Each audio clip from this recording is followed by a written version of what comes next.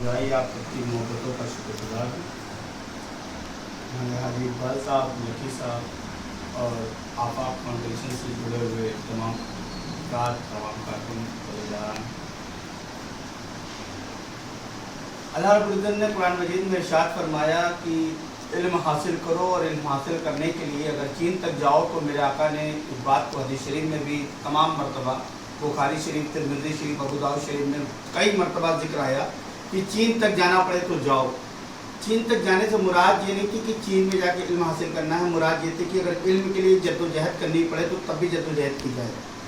आपकी जो काविश, आपकी जो unique education and computer classes के नाम से जो तहरीक आपने इस खित्ते में चलाई है, वाकई यहाँ पर ज़रूरत थी। और अल्लाह तबारक तआला की बारगाह में हम सब दुआ गो हैं कि अल्लाह तबारक तआला आपके जायज़ मकासद में कामयाबी और कामयाबी अता फरमाए, और इससे जितने भी लोग फैज़याब होंगे। क्योंकि हमारे यहाँ कुरान मजीद में अभी जिहाद को लेकर तमाम बार अंगुश नुमाई होती है, तो जिहाद की जो मीनिंग है और डेफिनेशन है, ये भी एक जिहाद है जो आप लोग कर रहे हैं। क्योंकि जिहाद का सिर्फ मायने तलवार लेकर जंग मैदान में कूद जाना नहीं है। जिहाद मीन्स अपने नफ्स से जंग करना, जिहाद करना और उस पर कंट्रोल पाना है। जिस तरह से हम 30 दिन रमज़ान मुबारक में रोज़े रखते हैं, वो भी एक जिहाद में शुमार होता है, अपने नफ्स पर कंट्रोल करना। सेम इसी तरह आप जब अपनी तमाम ख्वाहिशों को दरकिनार करके किसी की ज़रूरत को पूरा करने या किसी को इल्म से आरास्ता कराने के लिए जद्दोजहद करते हैं, तो ये भी एक जिहादाना काम है, मुजाहिदाना काम है। वाकई आपके काम काबिल सताइश है। हम लोग तो 14 सालों से शहर कानपुर से हमने हाई स्कूल में रहते हुए तंजीम की शुरुआत की थी, जिसको मुजाहिद आज़ादी मौलाना मोहम्मद अली जौहर साहब के नाम से मंसूब किया था, जिनका नाम मुल्क तारीख से गायब होता चला जा रहा था। लोग भूल गए थे कौन है मौलाना मोहम्मद अली जौहर। मौलाना मोहम्मद अली जौहर एक ऐसी फैमिली से बिलोंग करते थे जो हाई एजुकेशन फैमिली थी देश की, और उस वक्त वो दो भाई मौलाना मोहम्मद अली और मौलाना शौकत अली, ये दोनों जंग के मैदान में थे। मौलाना मोहम्मद अली जौहर साहब बैरिस्टर थे, इंग्लैंड से पढ़ कर आए थे, पैसों की कोई कमी नहीं थी। आज से पैसों की कमी का मतलब बताने का मकसद मेरा ये है कि आज जो लोग चाहे सियासी एतबार से चाहे समाजी एतबार से काम करते हैं किसी भी शोबे में, किसी भी फील्ड में, तो अक्सर समाज का एक तबका जो आला तरीन तबका होता है पैसों में, वो तबका ये तोहमत लगाता है कि ये बेकार है या फजूल के काम है या सियासत अदा कर रहे हैं। तो हमारे मौलाना मोहम्मद अली जौहर साहब की जो फैमिली थी, हाई क्लास फैमिली थी, वेल एजुकेटेड थी और सरमाएदार फैमिली थी। उसके बावजूद भी मुल्क हुब्बुल वतनी का पैगाम जो मेरे रब ने हमें कुरान में दिया और मेरे आका ने हमको हदीस में दिया, उन पैगाम पर अमल पैरा होते हुए ये दोनों भाई और उनकी वालदा, जिनको मुल्क की तारीख में भी अम्मा के नाम से जाना जाता है, ये लोग तीनों के तीनों मुजाहिद बनकर जंग के मैदान में कूदे थे। और सबसे बड़ी बात ये कि 1930 में लंदन में मुल्क की आज़ादी के लिए एक कॉन्फ्रेंस बुलाई गई थी, जिसको राउंड टेबल कॉन्फ्रेंस के नाम से जाना जाता है इंडियन हिस्ट्री में, और हिंदी में उसको गोल मेज कॉन्फ्रेंस कहा जाता है, उसका जिक्र आता है। उस कॉन्फ्रेंस में पार्टिसिपेट करने के लिए मुल्क में बहुत से लोग थे। मौलाना अबुल कलाम आज़ाद भी थे, पंडित जवाहरलाल नेहरू भी थे जो फ्रंट लाइन पे आज़ादी की लास्ट मूवमेंट पर लड़ाई लड़ रहे थे, महात्मा गांधी भी थे, वो खुद बैरिस्टर थे, और भी तमाम मुजाहिदीन थे जो फ्रंट लाइन पे नेतृत्व कर रहे थे, लीडिंग कर रहे थे। मगर उस राउंड टेबल कॉन्फ्रेंस में इंडिया का रिप्रेजेंटेटिव बनकर अगर कोई गया था, प्रतिनिधि की शक्ल में कोई गया था, तो वो मौलाना मोहम्मद अली जौहर साहब गए थे। इतनी कुर्बानियों के बाद उनका नाम हमने खुद, हमारे माशरे ने, हमारे जो सीनियर्स रहे, हमारे जो अज़दाद रहे, उन्होंने हमें इन तारीखों के बारे में बताया ही नहीं था।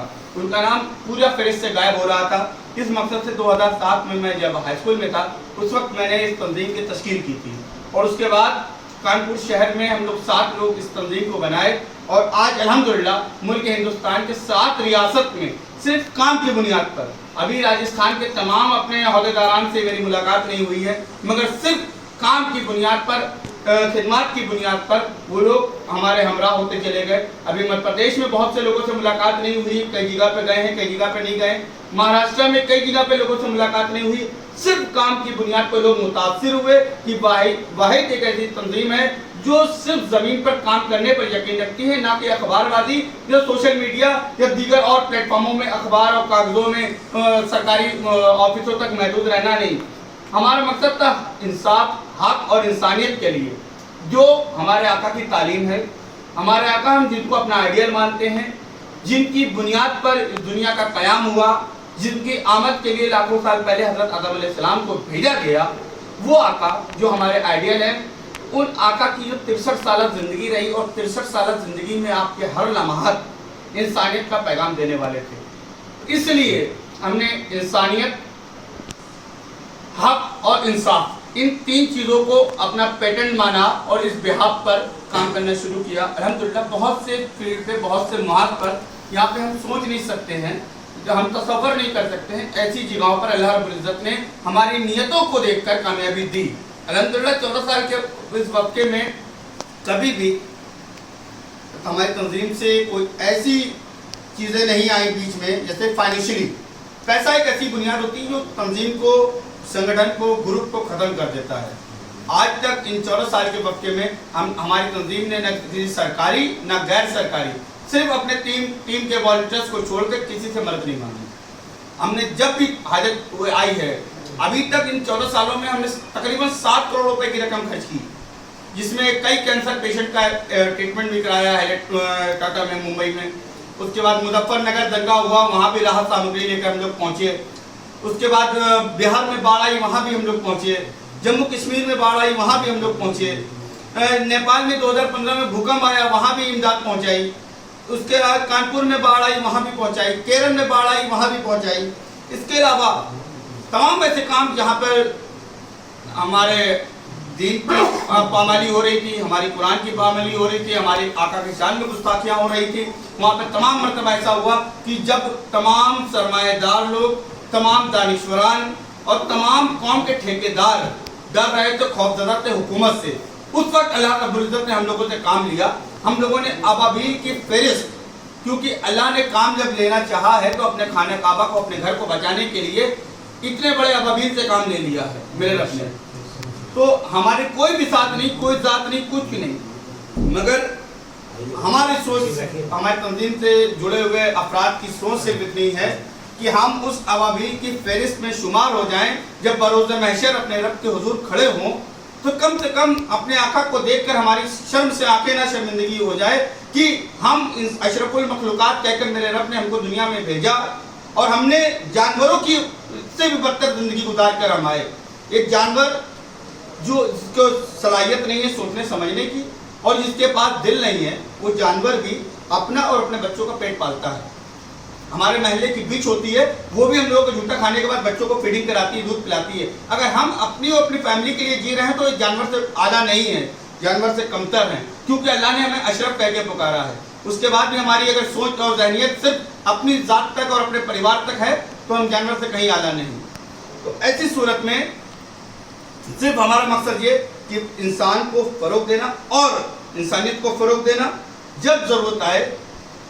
ابھی حالیہ اگر بات کی جائے تو 2 اپریل کو نرسیانند نام کا ایک شخص آتا ہے جو میرے آقا کی شان میں گستاخی کرتا ہے۔ 4 تاریخ کو ہم لوگ کانپور کے نوین مارکیٹ شکشک پارک میں ایک احتجاج کرتے ہیں، وہاں اعلان کرتے ہیں کہ اگر 24 گھنٹے کے اندر اس کی گرفتاری نہیں ہوتی ہے تو ہم 7 تاریخ کو شتابدی ٹرین روکنے جا رہے ہیں۔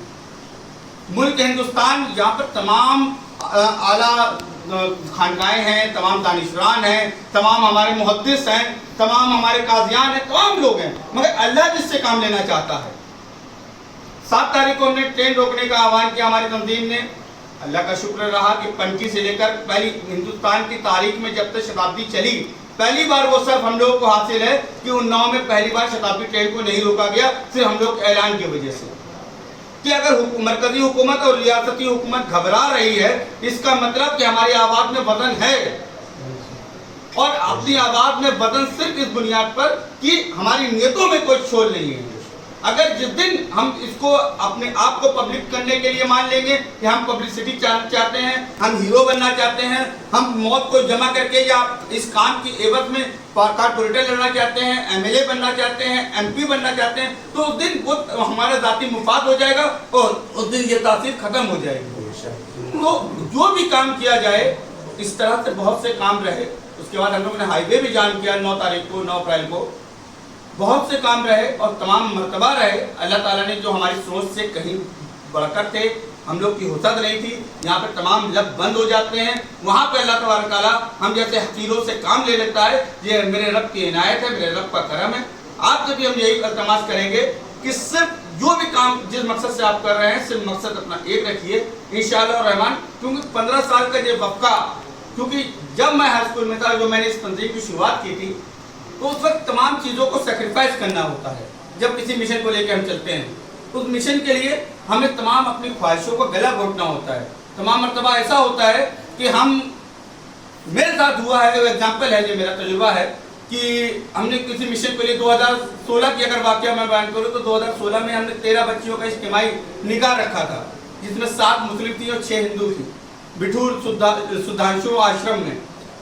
وہاں پر ہماری ٹیم کے والنٹیئرز ہم لوگ آپس میں کنٹریبیوٹ کرتے ہیں. زیادہ سے زیادہ 25 لوگوں کی ٹیم ہوتی ہے جو ذمہ اٹھاتی ہے. 13 لوگوں کے تھا. ایک لڑکی پر ہم نے 1 لاکھ روپے کا بجٹ مینٹین کیا تھا کہ 13 لوگوں کی شادیاں 13 لاکھ روپے میں ہوں گی، جس میں دہیج بھی، اور 50 لوگ لڑکی کی طرف سے اور 50 لوگ دلہا باراتی کی شکل میں آئیں گے. اس طرح سے 1300 لوگوں کو کھانے کا انتظام تھا.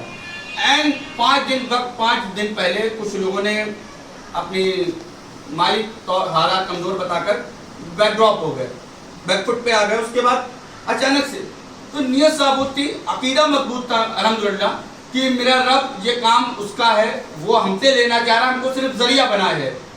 ہماری ایک بنارس کی جگہ تھی، ہم نے اس کو ہٹایا. ہٹانے کے بعد اسی 16 جولائی کو نکاح کرایا.